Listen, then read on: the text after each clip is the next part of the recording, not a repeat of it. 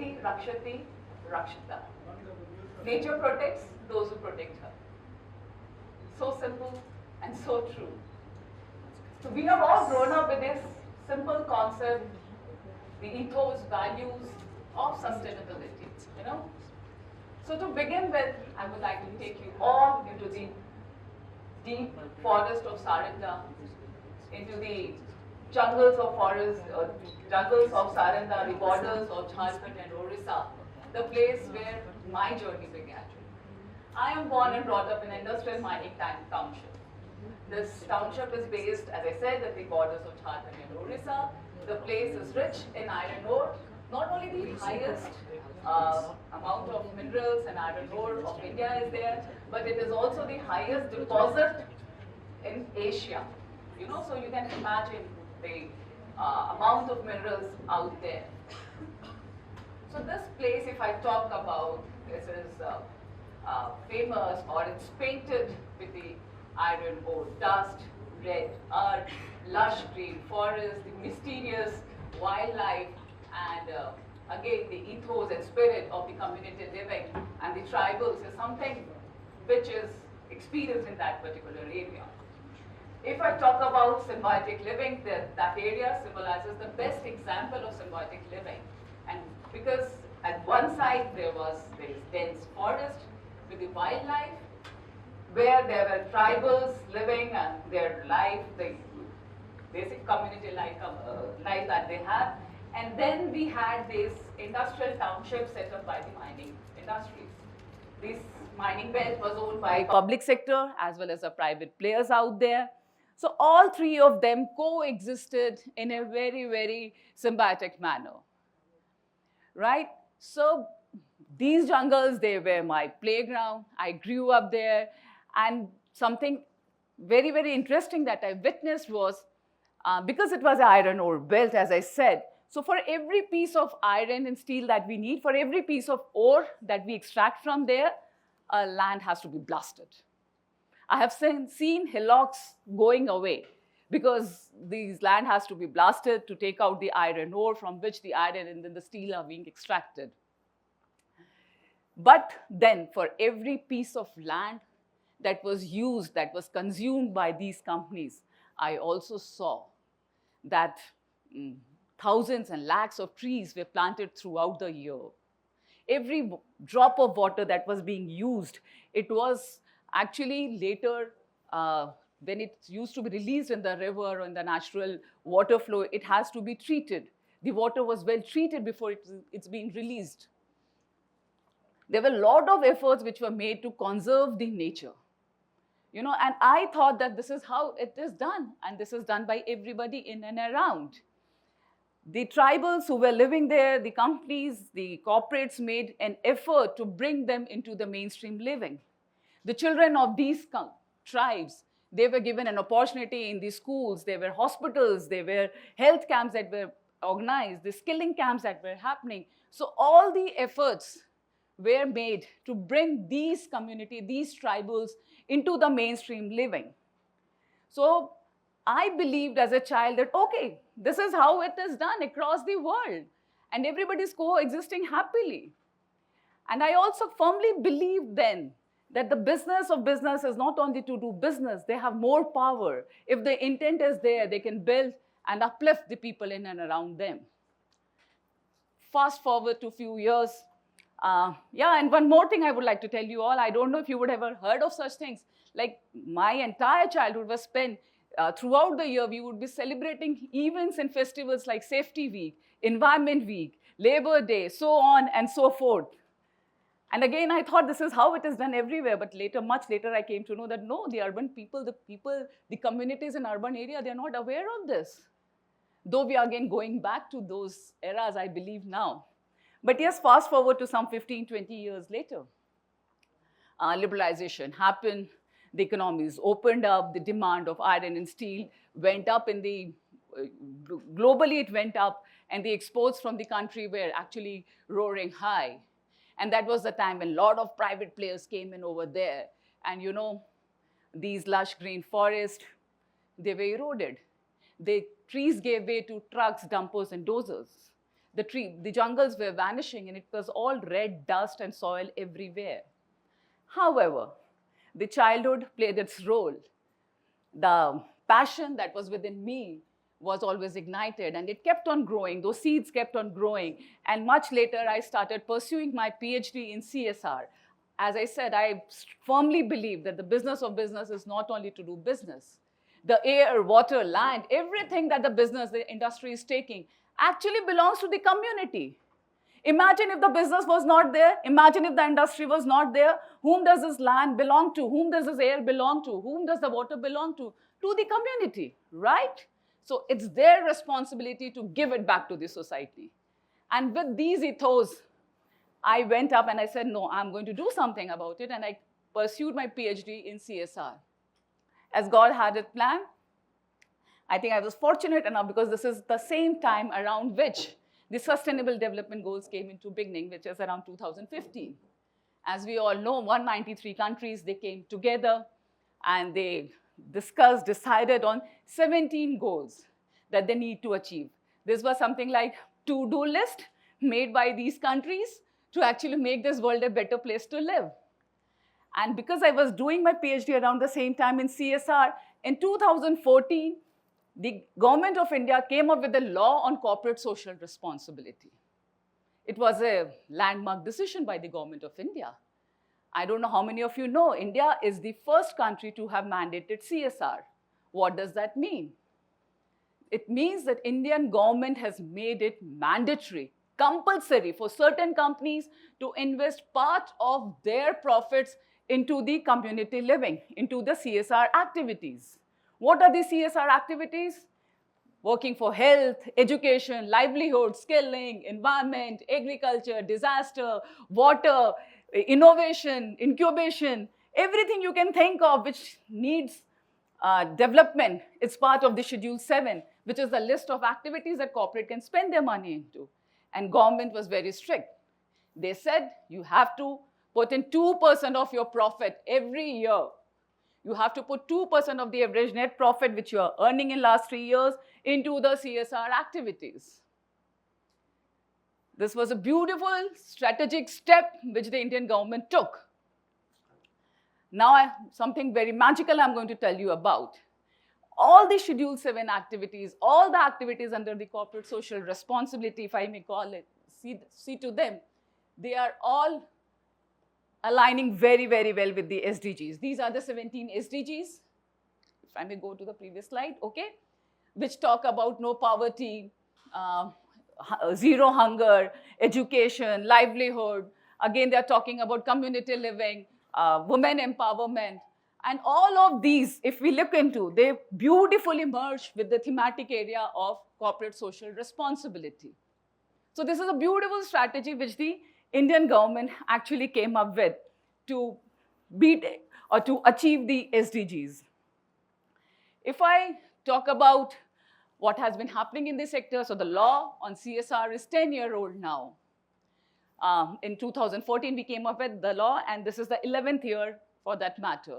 And in last 10 years, the more than 24,000 companies come under the ambit of CSR, which means more than 24,000 companies are participating, funding the projects which are helping us in achieving SDGs. More than 3 lakh NGOs, they are registered with the open portal which is run by Niti Aayog. Niti Aayog is the body which take care of SDGs. And these all 3 lakh NGOs are eligible to take funding from the corporate and work at the ground and address the issue of education, health, livelihood, innovation, and all of that as we were talking about. More than 200,000 crores have been spent in last 10 years into these activities. Just if I talk about last year, it was more than 30,000 crores. We started with 14,000 crore in 2014, which is growing. It has doubled. The spend on CSR has doubled, and all these CSR activities aligns with the 1 or 2 SDGs. They help us achieve the SDGs. You know, so I would like to give you a few examples to take you deeper into the CSR field, I would call it, or to get more understanding of how it is happening.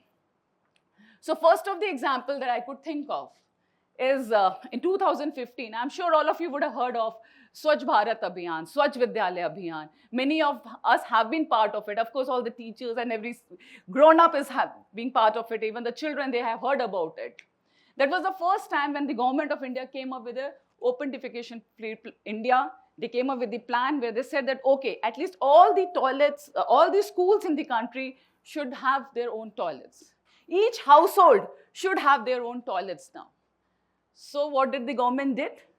They came up to the corporates and they said, we need to do it. This is the agenda. For the health, sanitation, it's important. For women empowerment, it's important. For hygiene, it's very, very important.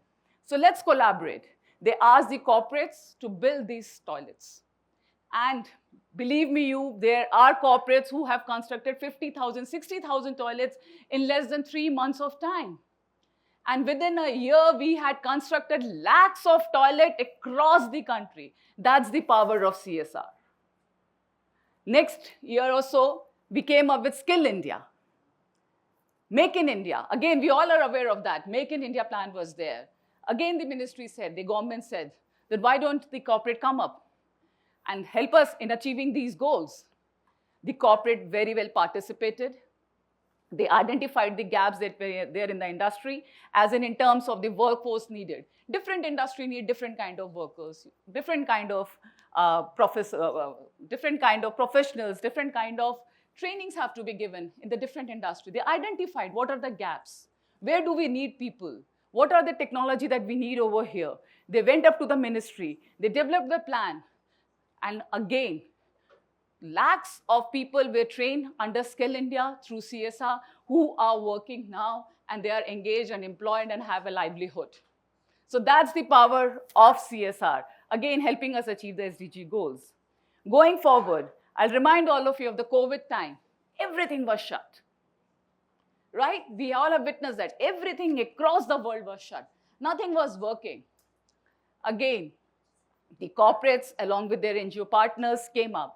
They funded, they helped, they supported the government.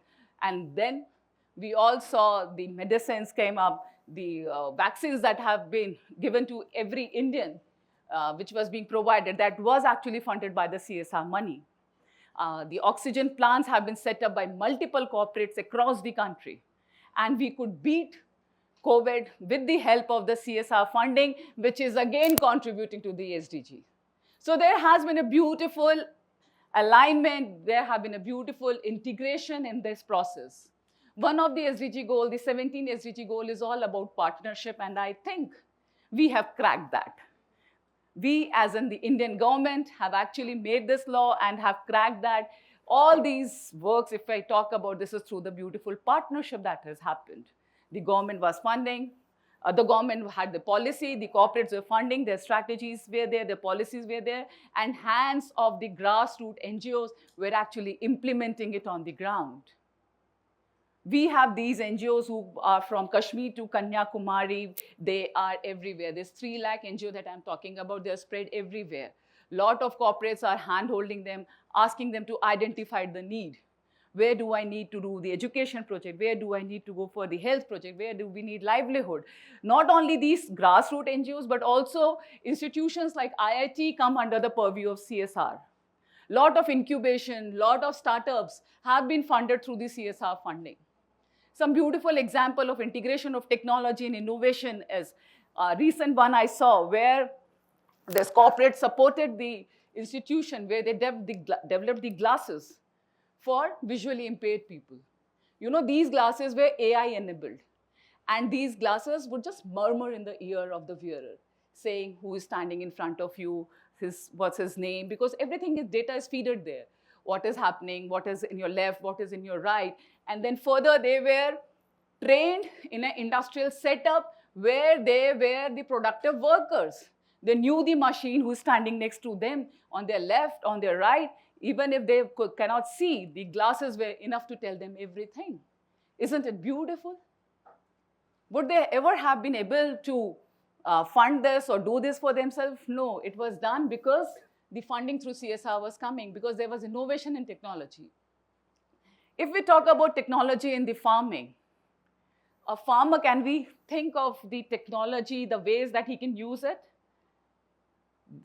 These innovations, these startups, they're helping them develop the latest models, the hybrid models, where the drones are being used now. These drones go, they check the soil's dampness, they check the cultivation that's happening, they check the crop and let them know, do they need water, do they need fertilizer, what kind of fertilizer is being required over there. They forecast the weather for them. And this helps them have a better yield, which ultimately contributes to the GDP of the country and ultimately contributes to the SDG at the end of the day, with better living, with better community living, with better rural development, right? Again, I don't know how many of you have heard about the Miyawaki forest. We all know, today while I was coming, I was pleasantly surprised. My Uber driver was telling me temperature is going up 1 degree every year or so. We need to do something about it. Trees need to be planted. I don't know why nobody is hearing it, nobody is understanding it. The rivers need to be cleaned and all of those. So I was actually pleasantly surprised that Uber driver is so conscious, he's aware of these things. So I told him few of the development that is happening across the country.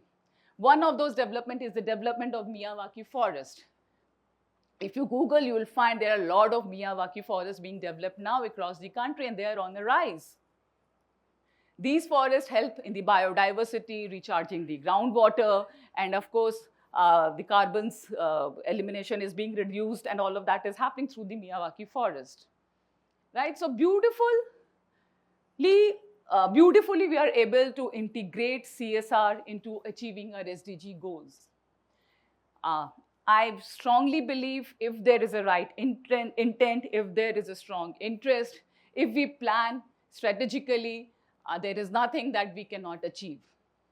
And CSR can be the biggest catalyst in the hands of the Government of India, in the hands of the corporates to achieve all these SDGs that are there.